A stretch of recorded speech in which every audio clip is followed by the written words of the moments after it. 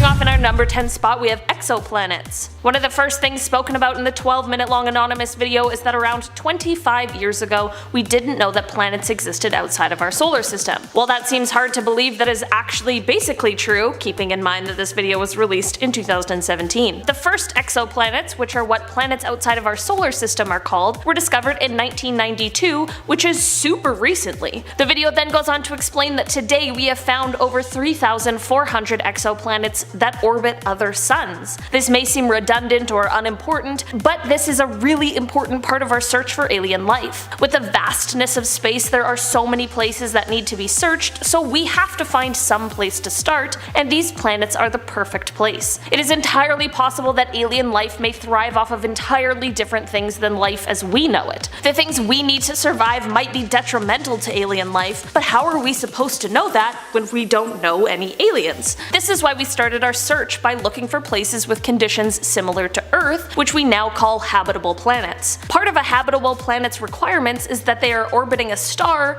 but that they aren't too close or too far from it like we are with the sun. So what the video is trying to get across is that while 25 years ago we didn't know any, we now know of thousands of planets that might be holding some kind of alien life. While we haven't found the proof yet, we at least have a pretty stellar starting point. In our number 9 spot today, we have the Demon on the Veranda story. Before I dive into this one, guys, please don't forget to hit the thumbs up button if you're enjoying the video so far, because it really helps us out.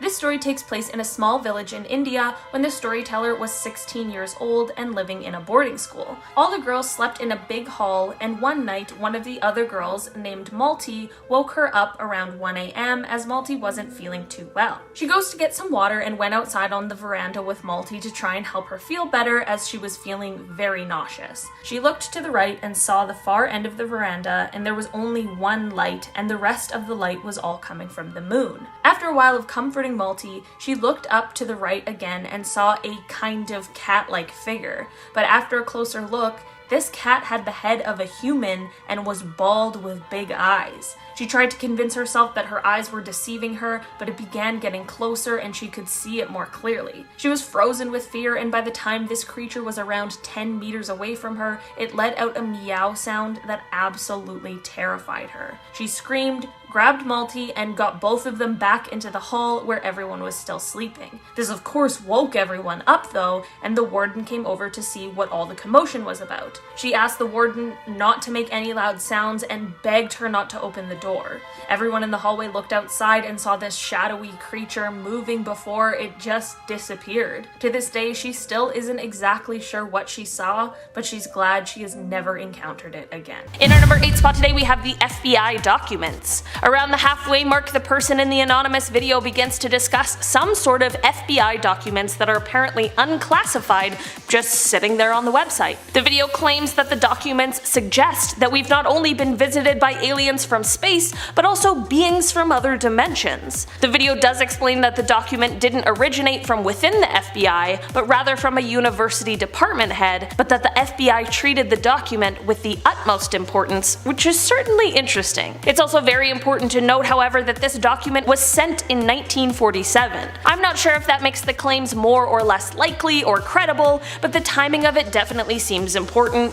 at least to me. While this is one of those things that you have to draw your own conclusions from, in the video it is mentioned that while we are arguing whether or not supposed UFO or alien sightings have really taken place here on Earth or in space, there are real instances of extraterrestrial beings visiting us, but we're just too focused on the debate to open our eyes and see for ourselves. In our number 7 spot today, we have esoteric matters. After the discussion of the FBI documents, there is a claim that these beings that have apparently been visiting us are coming not from a planet as we think of it, but rather some sort of etheric planet that interpenetrates with our own, but that we are unable to perceive. Apparently, if you're a student of esoteric matters, these concepts will make a lot more sense to you, or so this anonymous video claims. Apparently, these alien beings are able to make a conscious decision to enter enter our plane, and in that same respect, they're also to make a decision to disappear from our view. Apparently they're visiting us as they are thinking about settling here on our plane, and that they are coming here peacefully. During these visits, they are also said to have technology that would destroy any sort of attack made on them, so it is advised that if they do make themselves visible to us, we do not attack or make them feel threatened. I'm not so sure about this one, but at the end of the day, I am certainly no student of esoteric matters, so maybe it's just something that my brain cannot comprehend with the knowledge I currently have. In our number 6 spot today, we have this UFO footage. This UFO footage is coming from another anonymous video which claims that real UFO footage is always censored, and that this video has been previously censored, but they were here to expose the truth. It is unclear where this UFO video was taken, and at the end of the day, I'm no expert in debunking these things, so it's tough to say whether or not it's real, but let's all just take a look and you can judge for yourselves.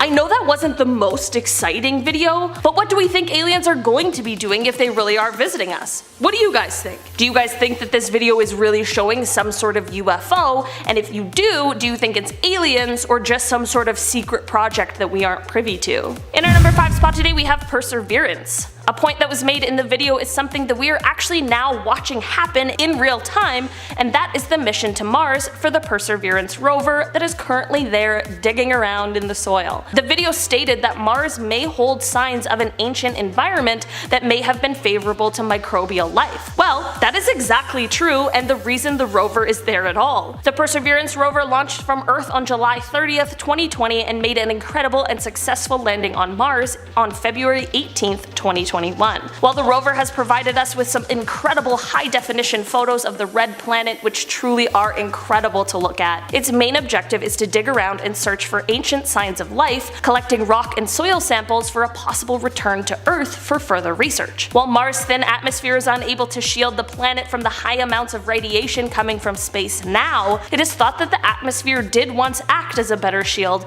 and that the environment of Mars may have once been a great host for life, which is exactly why this mission is so important. While when the anonymous video was first released, we were still a ways away from the Perseverance mission taking place, it's really cool to see how it has come to fruition, and it's exciting to see the new photos and discoveries that are made each day. In our number 4 spot today, we have UFO footage Part 2. We have to include just one more video of what is claimed to be proof of aliens visiting us on Earth before we get back into the more science-y top 3 points. This is another video that was uploaded by a member of Anonymous, and it comes from 2017. The video features a dark sky, but it shows what looks like some sort of aircraft with a few flashing lights, and it seems like it is able to basically just hover there. Not long after the video starts, another mysterious UFO seemingly joins the first one, and the two are just seen floating there.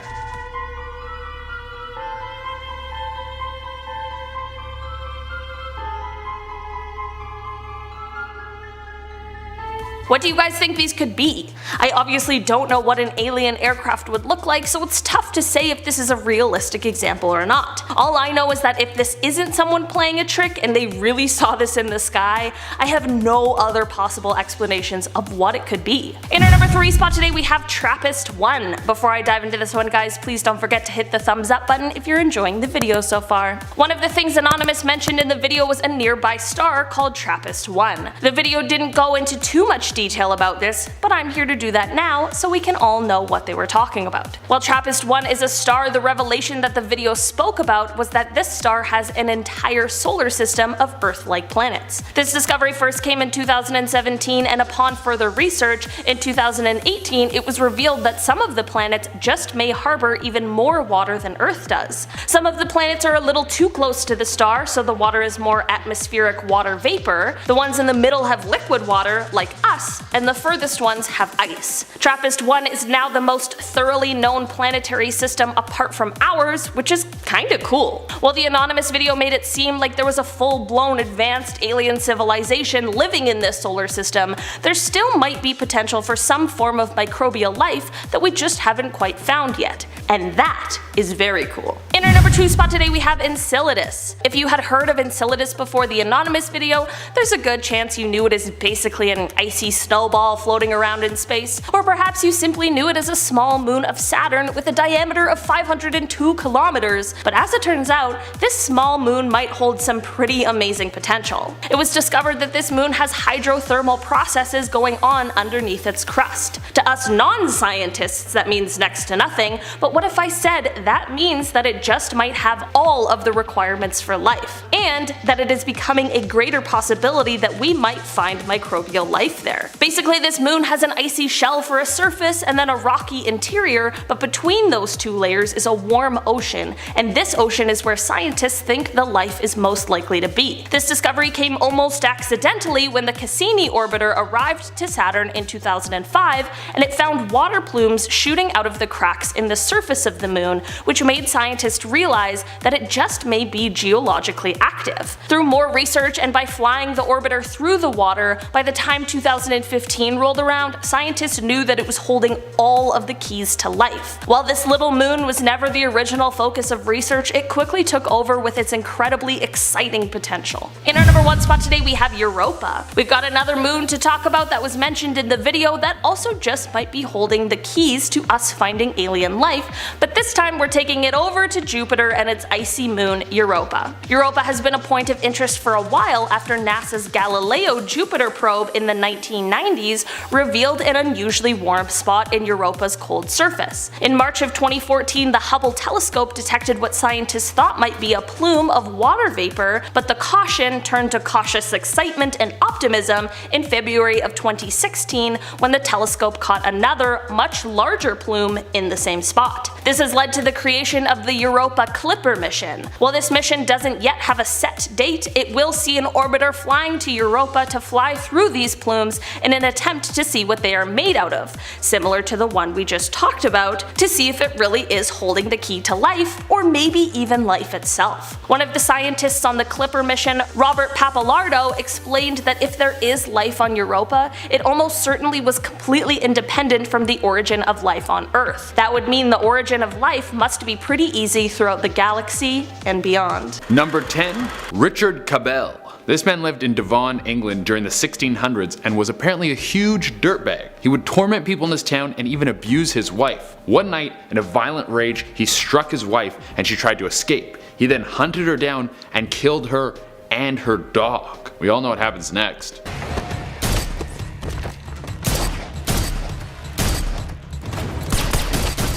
People believe that he felt he had the freedom to treat everyone horribly because he made a deal with the devil for immortality. But he did eventually die on July 5th, 1677. After he died, there were reports of a ghostly figure walking around the gravesite. This freaked out the locals so much, so they put a giant slab of stone on top of his grave, as well as encased the tomb with metal bars. And it was said that at night you could see a ghostly figure that kind of looked like a beast with glowing red eyes. Some people thought that it was Satan looking for the soul that belonged to him. In our number 9 spot today we have Dr. Brian O'Leary. One thing Anonymous mentioned in the video was an apparent quote from Dr. Brian O'Leary, who's a former NASA astronaut and Princeton physics professor. The video stated that he said that there is abundant evidence that we are being contacted, that civilizations have been monitoring us for a very long time, and that their appearance is bizarre from any type of traditional materialistic Western point of view,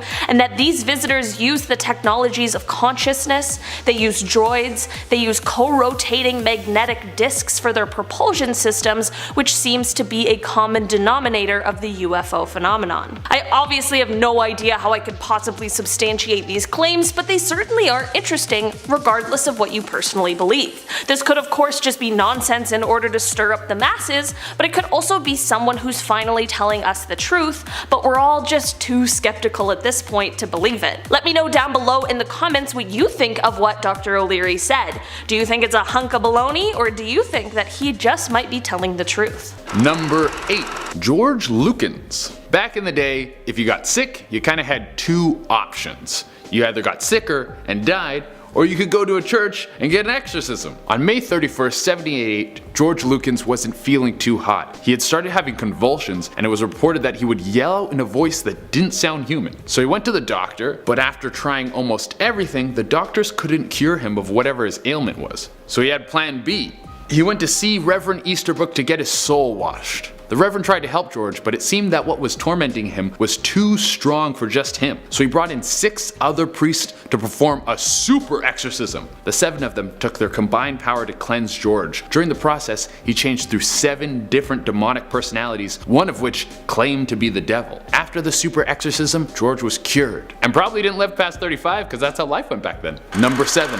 The Codex Gigas. Would you read a book that might have been written by the devil? I think that one's a hard pass for me. I'll stick to reading the back of cereal boxes. Well, the Codex Gigas is said to have the devil's actual handwriting, and whoever reads it becomes cursed. Why would you read that? I don't know if I believe that the devil's handwriting is in the book, but I wouldn't want to be wrong just for some light reading. The story goes that back in 1523, Ludovico Spoletano wanted to make the best spaghetti ever, so he summoned the devil. Nah, I'm just kidding. He wanted to answer a series of questions he'd been asked. Exam season is very tough. It's documented that the devil possessed him, grabbed a pen, and started writing. Most of the text has never been decoded except for one sentence that says, "I think it smells like updog." Number 6. Through the Window. This one was written by Redditor Gayreka. It's a story his father told him about when his dad was growing up. He said that when his dad and uncle were younger, his uncle was a bit of a rebellious kid. Never listened, would stay up late, draw dicks on everything. His father told him that it was a big problem, that his uncle was constantly challenging authority and would get in fights with his parents all the time. Well, one night, the whole family heard a blood-curdling scream come from his uncle's room. The family rushed in there and his uncle was freaking out. He said there was a man standing outside his window.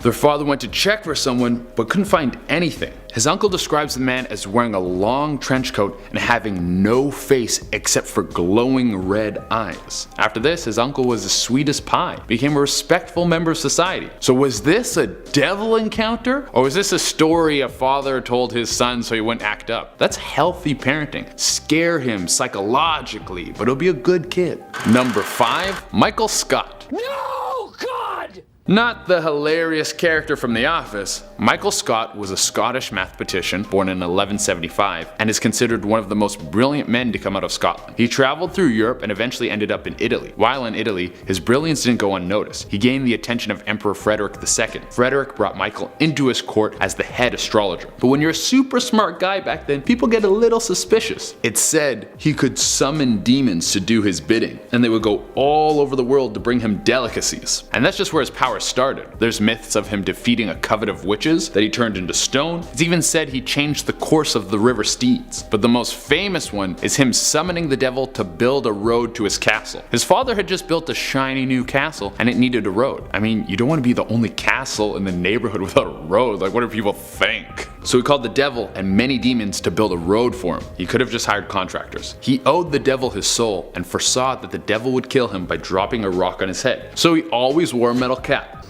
Clever girl. But one day, he took off his metal cap when entering a church, and a rock fell on his head and killed him. They get you when you least expect. Number 4. John Dee. John Dee was born in 1527 on July 13th. He was an Elizabethan mathematician and astrologer, but he also liked to dabble in the occult. He was into some pretty freaky stuff. Even though he was researching black magic behind closed doors, he managed to work his way up as a man of intellect, becoming the royal astrologer for Queen Mary. However, his little secrets caught up with him and he was arrested for heresy in 1555. How do you get caught for something back then? The only way you would find out would be if you told people. Like, how was your weekend? Pretty good, you know, sacrificed a goat to the Dark Lord. Anyways, when he got out, he kept digging into the occult. In 1582, he claimed to contact the spirit world. People weren't a fan of this, so he had to move up north to the Manchester Collegiate Church. You can go visit his office to this day. There's the desk that he worked at with a giant burn mark in it. It's said that it's the devil's footprint. I would be pissed. I work all this time to summon the devil. He shows up and he puts his feet on my furniture.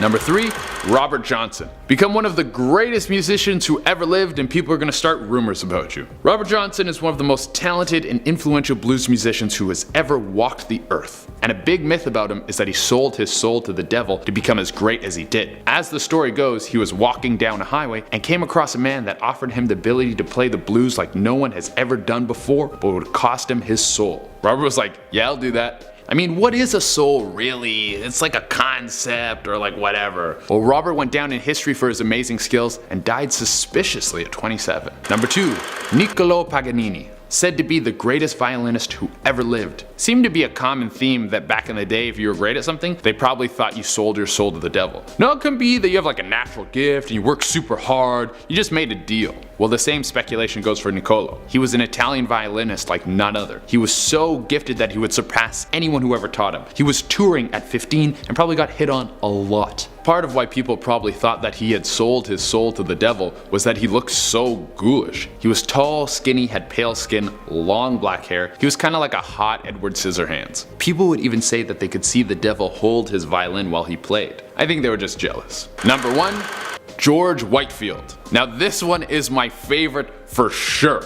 George was a traveling evangelist. He wandered around trying to get people hyped on God. I mean, we've all seen these guys. Do it, Jesus! A brand new hip bam, bam, bam, bam, bam, bam. In 1740, George was in Ipswich, Massachusetts. He was putting on a banger show. Like, people were going nuts. Apparently, the sermon was so hot and he was bashing the devil so hard that the devil showed up and was like, "You talking?" And George was like, "Yeah, I'm talking." And then he fought the devil. This is like an episode of Maury. George then summoned the holy power to push the devil out, and after that, the devil fell off a cliff and landed on one foot. He's got like a +10 on acrobatics. It's said that the devil's footprint is there to this day. The devil is probably at home like, "Dude, I don't even know you. Why are you talking so much smack?" Starting off this list in our number 10 spot, we have a Mexico circus demon. This demon story takes place in Mexico in 1942 and is a son recounting his father's story from when he was 20 years old. The father and his younger brother went to check out the circus that had just arrived in town. They were most excited to see the freak shows, but after checking them out for a while, there wasn't really anything that was piquing their interest. They met a couple girls and they were about to go check out some music when a man wearing a dinner jacket came up and started talking to them. He said he was the greatest illusionist in the world and that he could show them a trick both scary and amazing. He also said that he wasn't actually part of the circus and that he had auditioned, but they said his act was so frightening they couldn't allow him in the circus. The father and his brother were both very intrigued now and asked to see the trick, and the man said he could only show them if they came to his trailer, which wasn't too far away. In 2021, we know that you never go to a stranger's trailer,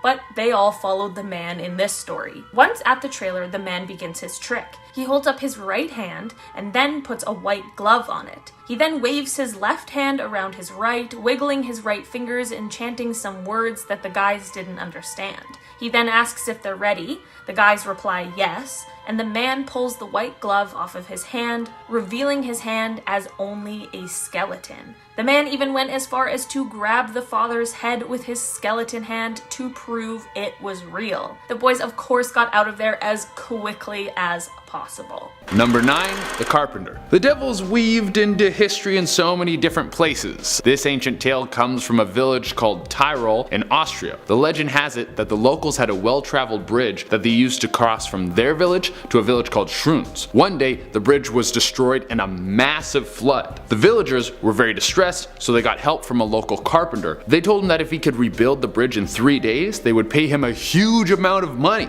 He knew such a task would be impossible, so he asked the villagers if he could have a day to think about it in order to come up with a solution. That night, when he was trying to find a way to build the bridge in such a short period of time, he was visited by a man with a little green hat. I love how these stories just have some creepy dude that shows up to your house in the middle of the night, and you're like, I wonder what he wants. It couldn't be anything bad. Well, the little man told the carpenter that he would build the bridge for him, and he could keep all the money. The only thing he wanted in return was the soul from the first person to leave this house and cross the bridge. The carpenter knew this was the devil, so he had a plan. The next day, the bridge was built and the carpenter showed up. The devil saw him there and was jumping in excitement to get his prize. Then, the carpenter pushed a goat onto the bridge and said, "Here's your soul." You got played, dude. Legend says the devil took the goat and people started roasting him as he was walking around with the goat. People were like, "Hey, you should have read the fine print. Oh, you two look like a great couple." I just love the idea of people roasting the devil. Like, oh, Prince of Darkness can't trick a tradesman. In our number 8 spot today, we have this sleep paralysis demon. This story comes from the Reddit user JStation666, and this is what they had to say about their demon encounter. I was laying in bed and fell asleep, and I woke up not being able to move or scream. I tried my best and it went on for about 5 minutes. It stopped, but after that I felt hands around my throat trying to choke me.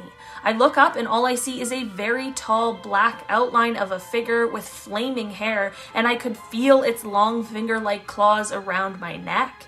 The next morning I get up and there's red marks around my neck of what looks like very large hands. Sadly, I didn't take a picture when I should have, but after it's hard for me to get to sleep in a dark room. I feel like I would have thought this was just a scary case of sleep paralysis, but the waking up with hand marks around their throat truly is very scary and kind of unexplainable. I am glad that they made it through this frightening situation.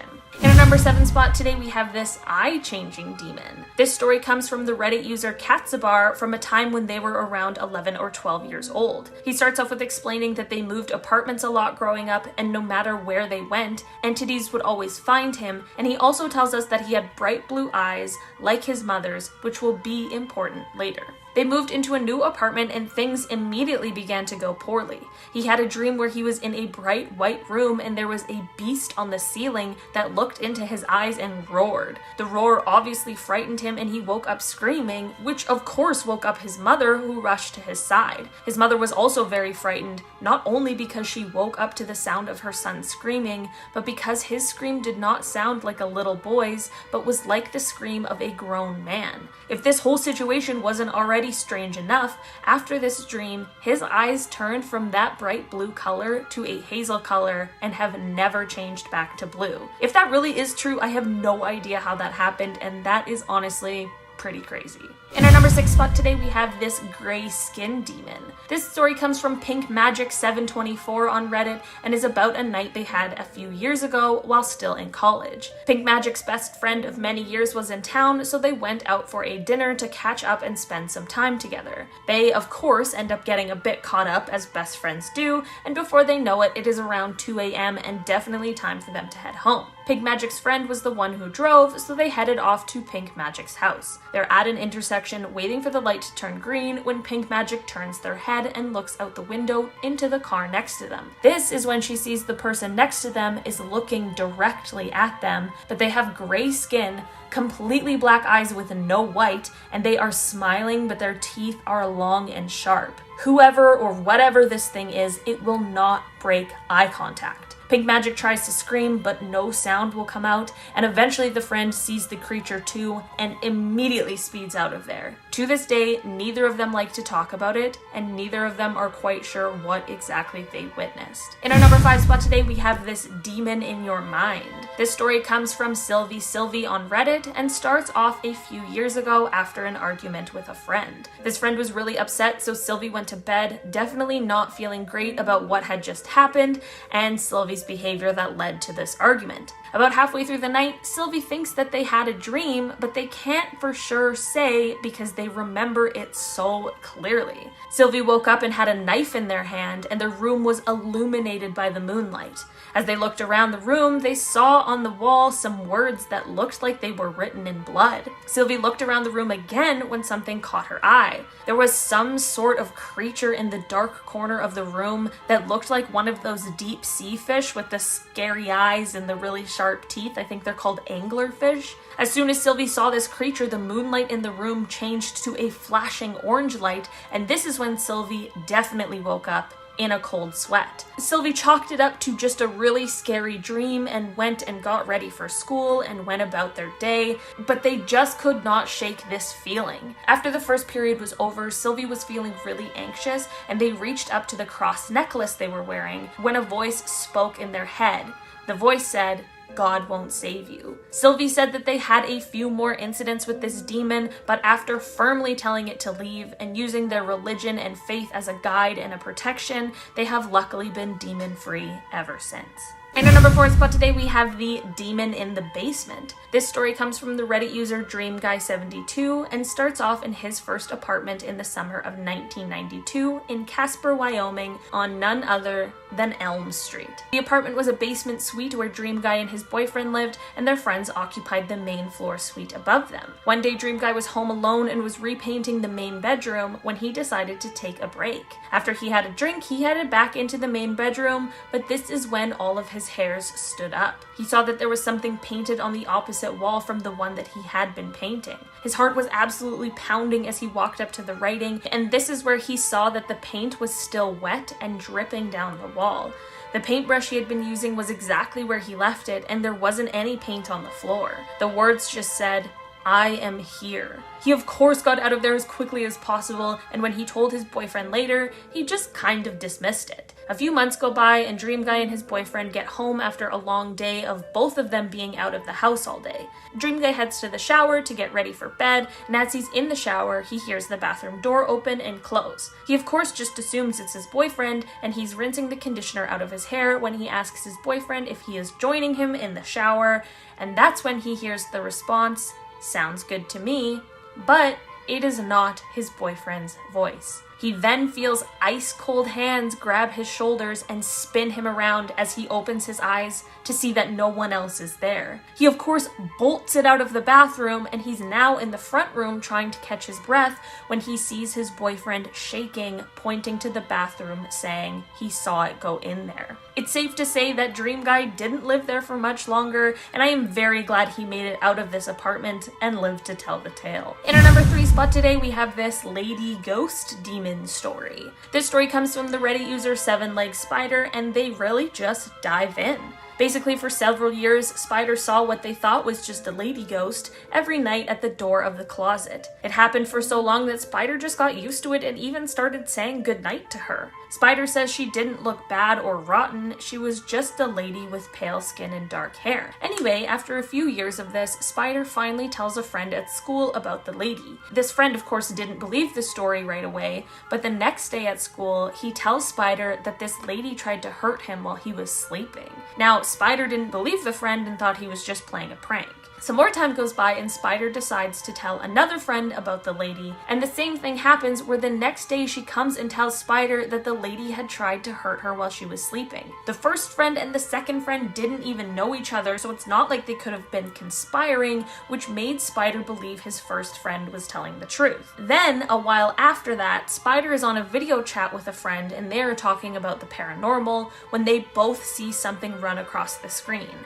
They chalk it up to just being a computer glitch, and Spider starts telling his friend about the lady, and then Spider begins to get extremely dizzy, like they're going to pass out. After it goes away, Spider tells their friend that they're okay, and the friend replies that they were out of it for at least a full minute, and that he could feel that someone was there trying to hurt Spider. I'm really glad that Spider and all the friends ended up being okay, and I really hope that they found a way to get rid of this lady demon. In our number 2 spot today, we have Zozo. This story comes from Reddit user Archaic Alchemy, who we'll call A. When A was 22, they were staying with their sister, and one night they had a couple of good friends over to hang out, and they decided to play around with a Ouija board, which is always the start of a good demon story. A had read about people encountering an entity called Zozo, and A really wanted some proof that things exist beyond our physical realm, so they wanted to use the Ouija board. Everyone places their hands on the planchette, and A calls out to Zozo. It took a few attempts before anything happened, but then the planchette began to move in figure eights. No matter what was asked, it just kept moving in figure eights until it finally spelled out M-A-M-A. That's us, we're MA. Maybe they were talking about our channel. A kept asking who they were talking to, and eventually they spelled out Zozo, and then things really escalated. The planchette was taken to the letters to spell out kill you, and when A asked who, Zozo spelled out one of the friends' names. They didn't take it seriously and kept asking more questions, and one friend made the mistake of insulting Zozo. The planchette begins frantically moving through the alphabet backwards over and over before it just stops. Then the energy in the room completely drops, and A knows that this means Zozo has manifested itself. Suddenly, A begins to laugh maniacally with no control over it. A could feel Zozo's presence inside and could feel Zozo turning all of this hatred and anger towards the friend that had been named before. A's emotions suddenly completely switch and they begin crying uncontrollably before again suddenly snapping back to anger. A's head turns involuntarily to look at the friend with a menacing grin as A pushes the planchette towards the friend. The friend decides it's rightfully time to leave, and shortly after they left, A felt like they regained control and Zozo's presence had disappeared. I'm so glad that nothing even crazier happened and that Zozo wasn't able to harm this friend. In our number 1 spot today, we have Velgrod. This story comes from the Reddit user Wheezy Donkey. Since he was a child, he's had interactions with a demon he knows as Velgrod. He first noticed the demon during the night as he was trying to fall asleep. It would continue saying his name quietly over and over again. This happened about once a month on a random night as he was trying to fall asleep, and he tried to ignore it, but every time it happened, the voice was a little louder because it was getting closer. One Friday night, he heard the voice and realized it was right at the end of his bed. He was frozen in fear, and every other night, if he waited long enough, the demon would just leave, but this time it wasn't happening. He found a lot of courage and lifted the blanket to inspect what he hoped was just his overactive imagination, but what he saw was too real for him to believe it was just imagination.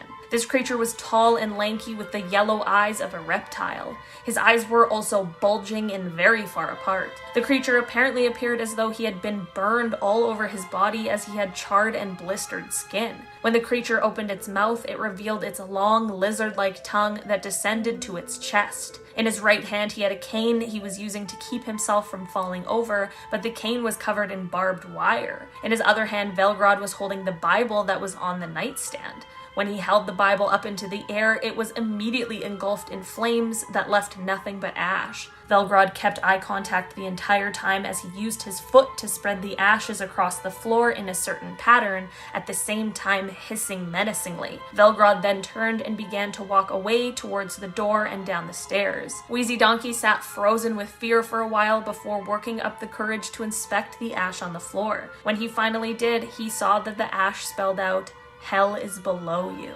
Ooh, that was creepy.